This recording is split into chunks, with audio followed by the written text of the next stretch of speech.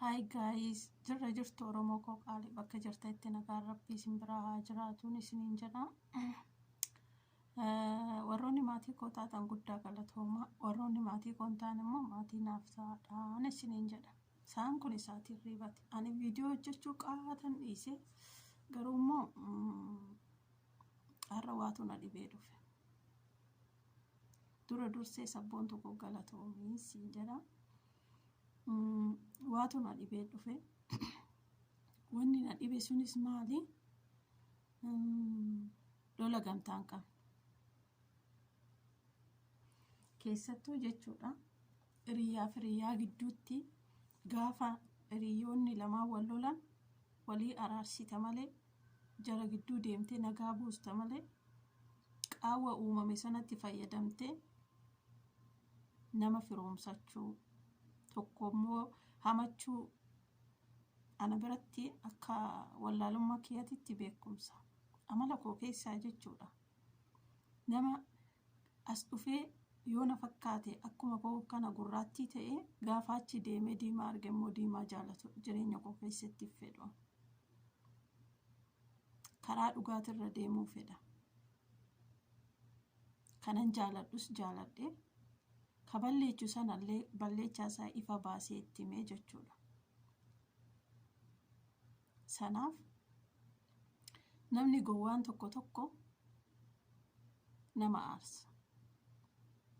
Warri immoo maal jetti armeentii gullichaan walitti bu'aa jiraattii jedha. Ani yeroo nan biyya jiru obbolaa koo wal lolaane tolee jedhee waa tokko fiduufi jechuudha. Amma garuu isaanirraa fagaadhee hedduu takka yoon mana kana keessatti maatii argee ijoollee obbolaa waliin taphatan arge keessi koo na dhukkuba. Guyyaa takka maatii kootiif hin abboomamu toleen jedhuuf. Garuu niin argee jechuudha. Namni wal jaalatu kunis wal loluun jibbaa miti jaalala malee. Ammootu guyyaatu walitti araarsa. Ati qaawwa uumamteetti fayyadamte namaaf nama walitti buusuu gidduu namaa deemtee hadhaa facaasuu sun taane dhaabbadhu.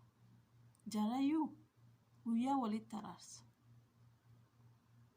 Shan bulti malee 50 eegduu jetti natti fakkaatti armeentu. Waanan argee kana. Akkasii hiriyaa baay'isuunis nama miidha.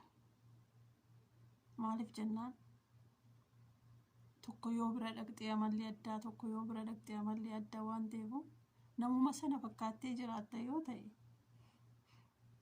har'aa miti boru si miidha. Qocaa si jeesuuf jennaan immoo sitti muran jennaan Rabbi keessa jira jedhe qocaan. Kanaafuu jechuudha. Kan wal jaalate Rabbi walitti araarsu hin araarama abbaan. Maal jette naan jedhe ati gidduutti immoo lafa taa'uuf lafa tafuuf deemtu. Kanaafuu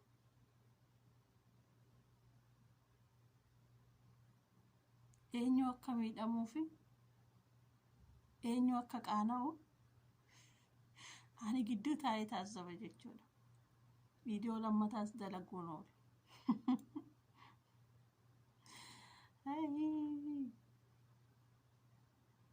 Nama waliin jiraachuunis hin ulfaata.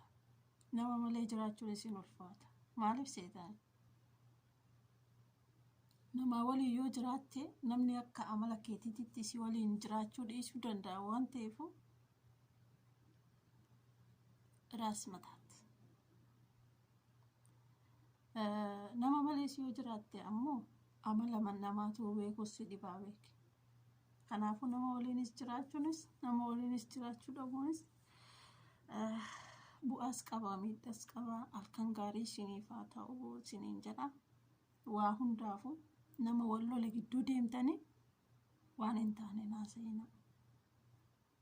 Nagaa jaraa fi araara jaraa malee akka walitti bu'an yookaan akka addaan citan dooma fakaafaa baattanii qonforuun dhaqina.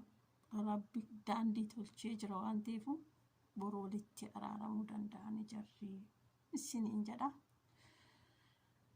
Fixadheera. Fayyaa naa ta'a nagaan naa bula.